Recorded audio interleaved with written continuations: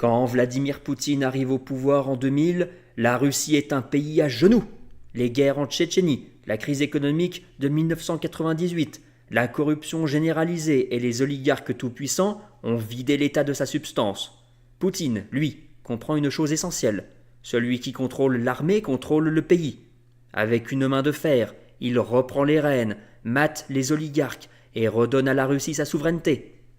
Les années 90 ont vu une poignée d'hommes d'affaires s'accaparer les richesses du pays, pillant les ressources énergétiques et manipulant le pouvoir à leur guise.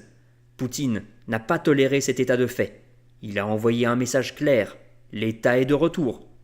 Khodorkovsky, le milliardaire trop ambitieux, a été jeté en prison. Berezovsky, autrefois maître du Kremlin dans l'ombre, s'exile et meurt mystérieusement. Poutine ne négocie pas. Il dicte les règles du jeu. Désormais, les oligarques servent l'État, et non l'inverse. Sous Eltsine, la Russie était en faillite.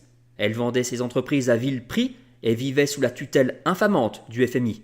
Avec Poutine, le pays rembourse sa dette, capitalise sur ses ressources énergétiques et retrouve une stabilité économique. La croissance revient, les salaires augmentent et le peuple recommence à croire en un avenir meilleur. Avec un État fort et une économie stabilisée, Poutine entreprend de restaurer l'influence russe sur la scène internationale. La Crimée, perdue en 1991, est reprise en 2014. L'Occident s'indigne, mais la Russie, elle, jubile. Elle n'est plus un pion, elle est redevenue un acteur majeur des relations internationales.